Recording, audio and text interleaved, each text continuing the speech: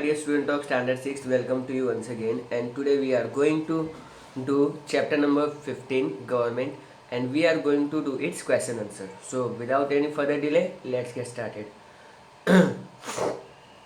So straight away, there are MCQs which is not there in a text exercise. I have taken it from the reference book. Choose the correct alternative from those given below each question. Friends, see, it's a very small lesson, and in such kind of lesson you will find the same type of lines in everywhere. Suppose अभी मैंने ये पहला MCQ पढ़ रहा हूँ, which is the largest democracy in our country. It can be asked in the Phillips also. Dash is the largest democracy in the world. It can be asked in the largest democracy in the world, true or false, and in either form. So same statement अगर कहीं कहीं पे repeat हो रहा है, so you have to understand that इस lesson में से हम लोग ज़्यादा MCQs बना नहीं सकते, ज़्यादा variations available नहीं है. Okay, well, largest democracy in the world, of course, it is India. Who is needed to take the decision as well as the implement those decision for the country? Well, it's a government. Okay, your government is taking all the decisions and regarding your country. Now talking about the third MCQ, just a minute, let me adjust my image. Which country has the largest number of voters in the world? So India is the only country having the largest number of the voters. At how many level does the government works for the smooth administration of the country? So at how many level government works? Well, it's a 3 level: local level, state level, as well as central level. Okay, let us move ahead. And the fifth number, of course, समुद्र में डूबा हुआ 5 number. Which governance system has been adopted in our country? Well, our country has adopted a democratic. Out of the, we don't have monarchy, we don't have communist, and we don't have the dictatorship also. So democratic is your right answer. Sixth number, what kind of democratic system is there in the US? So in US they have the presidential democracy. Okay, and we are having parliamentary democracy. Actually, parliamentary democracy is much more powerful than its. Okay. Talking about the 7 number, for how many years is the tenure of government in our country usually? So our government works at how many years? So usually 5 years. Okay. Which of the following types of government? Which of the following is a type of government. तो इनमें से कौन सी एक तरह की government है? Well, communist, monarchy, democratic and all of this. Well, answer आएगा all of this. Communist भी गवर्नमेंट होती है, मोनार्की भी एक गवर्नमेंट होती है, and democracy is another form of the government. So this time your answer is all of this. How many person rule in a monarchy? So in monarchy only one person is there who is ruling the whole country. Okay, now in a democratic government, whose cooperation can people seek for their rights and against the injustice? So if people feel that government is not working, if they are facing injustice, then whom they can proceed? They can proceed to the court. Either it can be Supreme Court or High Court, but here court is given, so you are supposed to mention the court only. Now talking about the blanks, let's see. India is the largest democracy in the world. So India is the largest what? Not a communist, it's a democratic. Number 2, in a democracy the government is governed by the government. Okay, so democracy में सब कुछ govern कौन करता है? Government ही govern करती है. Third number, the government of our country is elected through voting. So basically votings होती हैं and इसके बाद हमारे MPs, MLAs चुन के आते हैं जो फिर अपना लीडर चूज करते हैं एंड फिर वो अपनी गवर्नमेंट फॉर्म करते हैं. In democratic governance system government hold the foremost place. तो डेमोक्रेटिक सिस्टम में गवर्नमेंट सबसे ऊपर रखी जाती है. In India has a parliamentary democratic system. So India, I already discuss you कि इंडिया ने parliamentary type of democracy adopt की थी. The tenure of the elected of the government in our country is for 5 years. So same question MCQ में भी है और Phelps में भी है, बट जो बच्चे ने इसको समझ लिया ही can answer at anywhere. Communist ideology is known in the world as a leftist ideology. So उसको हम लोग लेफ्टिस्ट आइडियोलॉजी कहेंगे. ठीक है. And in monarchy governance system the title of the ruler is inheritant. Title of the ruler means monarchy system में क्या होता है, जो राजा होता है उसका बेटा ही आगे चल के राजा बनता है, तो वो इनहेरिडेटरी है, उनके खानदान में से ही राजा बनेगा, चाहे कोई कितना ही कैपेबल सिटीजन उनके कंट्री में क्यों ना हो या उनके किंगडम में क्यों ना हो। In democracy everyone must follow the laws form by government. Democracy की एक खास बात है, डेमोक्रेसी में गवर्नमेंट रूल्स फॉर्म करती है। क्यों करती है? लोगों के लिए करती है। तो हमारे लिए जब अगर वो रूल्स बना रही है तो हमको उसको फॉलो करना चाहिए। हाँ, अगर हमको वो कानून पसंद नहीं है तो हम लोग उसका विरोध कर सकते हैं, बट दूसरों को डिस्टर्ब किए बिना। The system which is one of the people, which is of the people, by the people, run by the people and for the people is called democratic governance system. Simple, it's a definition of democracy. Okay, and यहाँ पे democratic answer आएगा। Friends, remember, always be careful about the spelling. Any one of your spelling mistake, I will cut the whole blank. Suppose आपने parliamentaries में last में y की जगह I लगा दिया, ओके हाँ, रीडिंग में तो पार्लियामेंट्री पढ़ा जाएगा और मुझे पता भी चल गया आपको आंसर पता है, बट समहाउ आपने स्पेलिंग मिस्टेक की, so I can cut your marks. So while reading the fill ups always careful about the spelling. Okay, now talking about true और false, well all fours are true and only the last one is the false one. So let us start. And as the largest number of voter in the world, of course it is largest, so it's a true. Second number, in a democracy, people elect their representative through voting. So democracy में voting ही होता है, of course it's true. Human rights are protected and promoted in a democracy. So democracy में human rights protected रहते हैं, of course रहते हैं. Okay. In a monarchy, people do not have the right to elect their ruler. Monarchy में जो public होती है वो अपना ruler नहीं choose कर सकती, of course नहीं choose कर सकती, it's a true. In the world, communist ideology is known as the south wing ideology. Okay, so ये हमने थोड़ी देर पहले ही पढ़ा था, ये लेफ्टिस्ट होते हैं, so it's a false statement. Now talking about the match the following, this is I have taken from the text book. State government take the charge of the entire state. State government state का charge लेगी। Local government take the charge of village और city. Local government या तो आपके शहर में होगी या फिर गाँव में होगी, ठीक है, सरपंच या म्यूनसिपालिटी या municipal corporation. Central government take the charge of the entire nation, ठीक है। ये बहुत सारी फिलअप्स और एमसीक्यूज में भी थे, बट मैंने जो मैचिंग में जो है ये बहुत सिंपल है, तो मैंने इनको बार बार रिपीट नहीं किया। हाँ, कुछ चीज़ें रिपीट हो ही गई, बट क्या कर सकते हैं। Monarchy government, only one person rules, okay, वही सब कुछ करता धरता सब वही है। Now talking about the answer in short, well, there are 3 question answer which I have taken from the textbook are already there on our screen. Extra 3 questions are taken by me that we will be see on the next slide. So पहले first 2 questions are very much important because ये आपको थोड़ा बहुत confuse करेंगे। Okay, how many types of government are there and which are there? तो पहला question ये पूछ रहा है गवर्नमेंट कितने टाइप की होती है और कितनी होती है, पर सेकंड क्वेश्चन भी देखो सिमिलर ही लग रहा है। How many types of government are mostly found in the world. अगर वर्ल्ड में पूछा है बराबर तो आपको थोड़ा केयरफुल रहना है। तो हम लोग पहला वाला आंसर डिस्कस कर लेते हैं, that is there are 3 types of government, democratic government, communist government जिसको हम लोग डिक्टेटरशिप भी कहेंगे, एंड मोनार्की। तो ये 4 टाइप की गवर्नमेंट हम लोग मानते हैं कि ऐसी होती है, लेकिन अगर आपको इन द वर्ल्ड पूछा गया है तो आपको कम्युनिस्ट एंड डिक्टेटर्स को अलग अलग कर देना है, दैट्स इट ना, सिंपल है। अगर आपको नॉर्मल पूछा गया है गवर्नमेंट के बारे में तो आप कम्युनिस्ट और डिक्टेटर को इकट्ठा रखोगे, और अगर आपको वर्ल्ड के बारे में पॉइंट ऑफ व्यू से पूछा गया है then there are mainly 4 types of government are found in the world, democratic government, communist government, dictator government and monarchy. Okay, of course ये डिक्टेटर एंड कम्युनिस्ट लगभग सेम ही होते हैं, लेकिन कहीं कहीं पे डिक्टेटर्स के हमको अलग अलग स्वरूप, अलग अलग रूप देखने को मिलते हैं। Which type of system of governance do we have in our country? There is a parliamentary democratic governance in our country. Okay, so I have taken some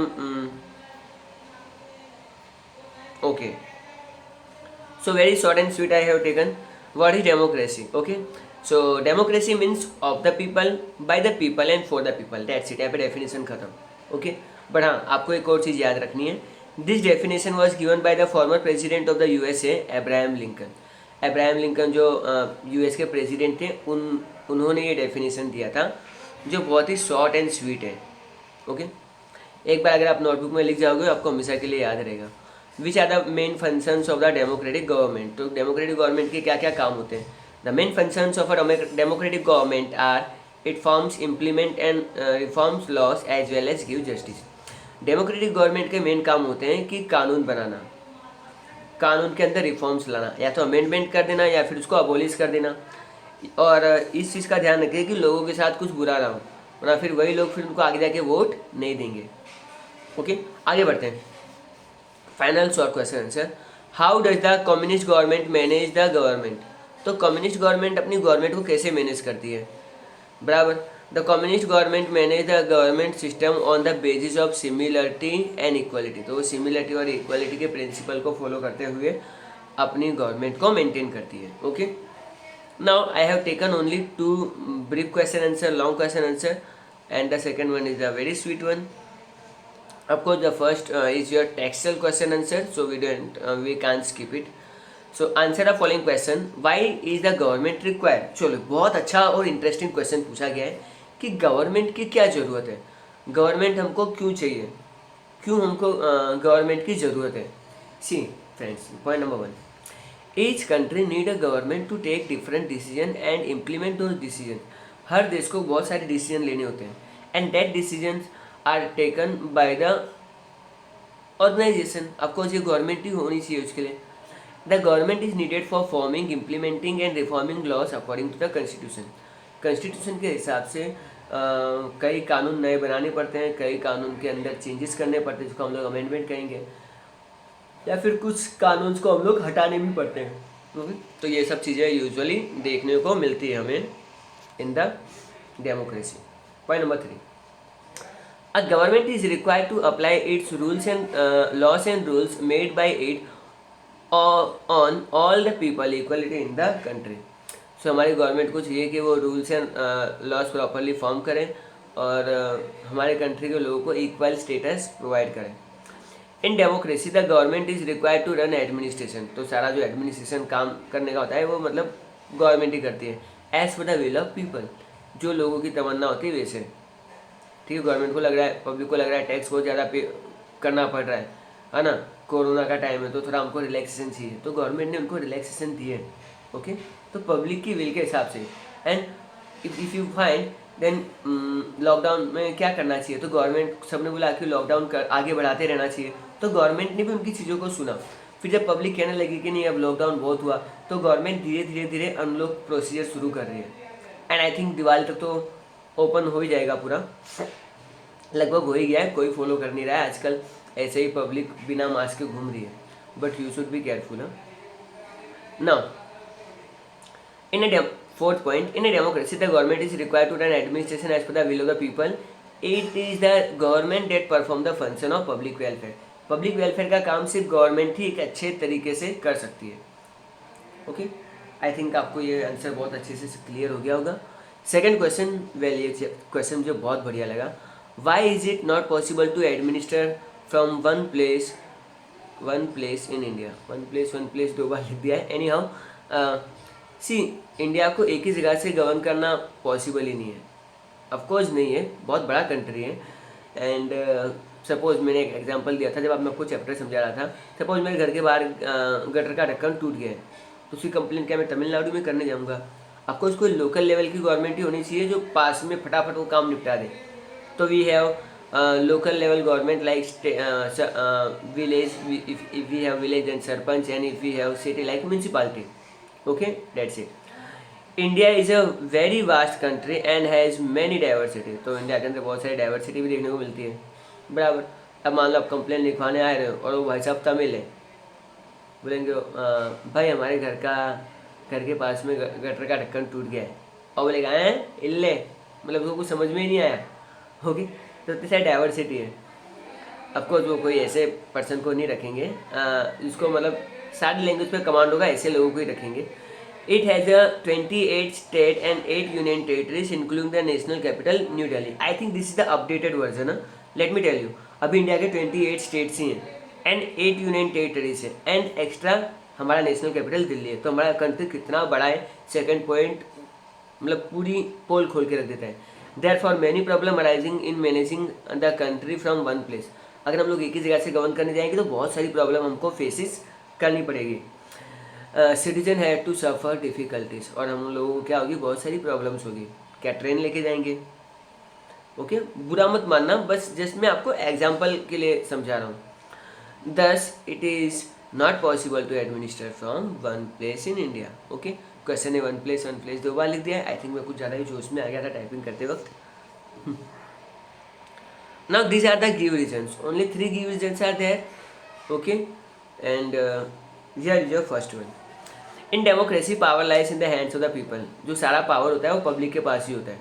in democracy people elect the representative through voting. Public क्या करती है, voting के through अपने representatives को choose करती है।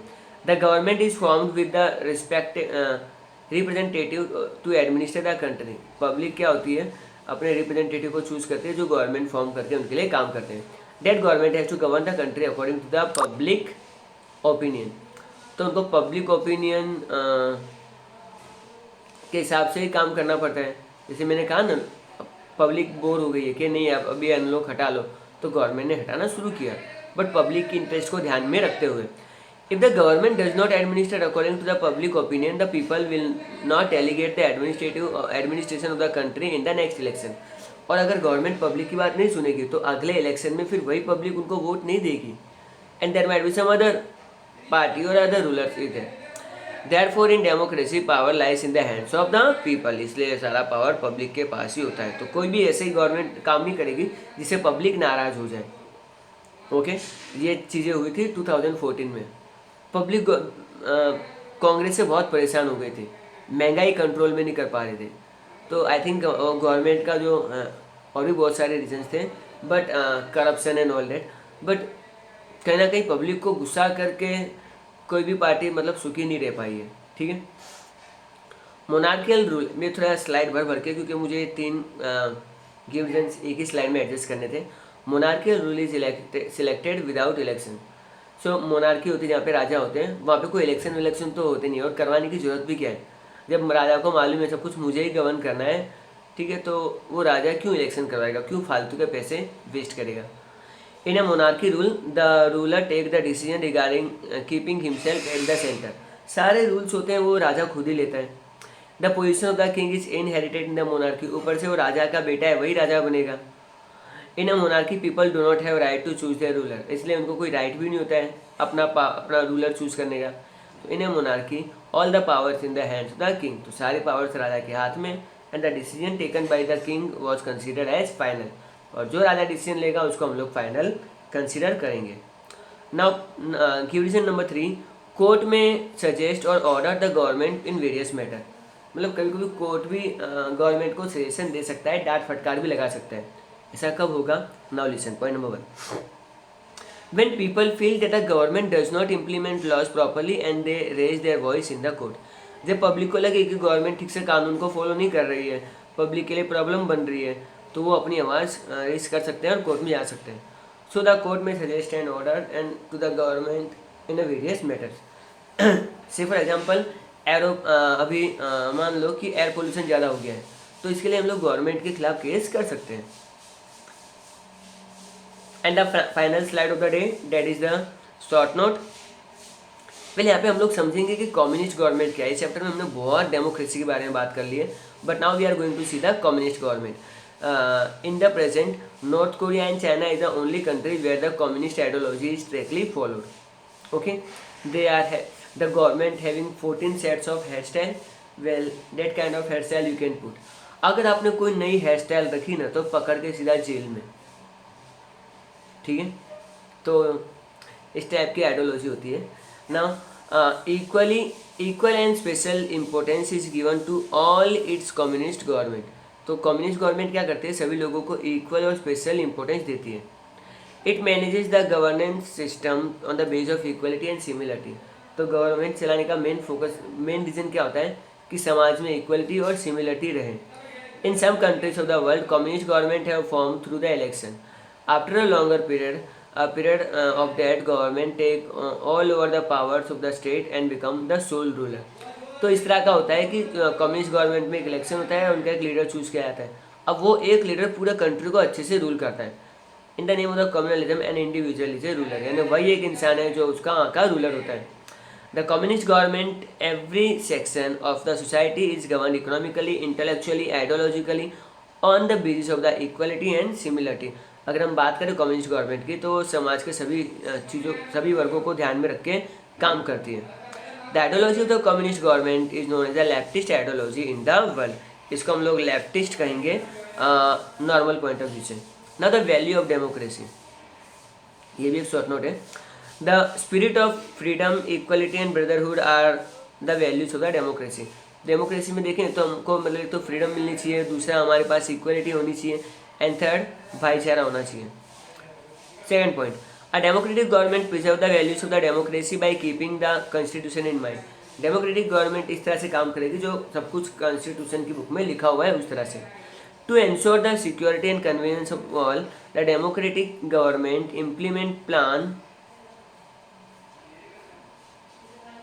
And scheme keeping in views the values of democracy. Okay, तो democracy में सबको इक्वलिटी मिलती है, सबके लिए गवर्नमेंट एक से प्लान बनाती है एंड उस पर वर्कआउट करते हैं। आई होप आपको ये सेशन अच्छा लगा होगा।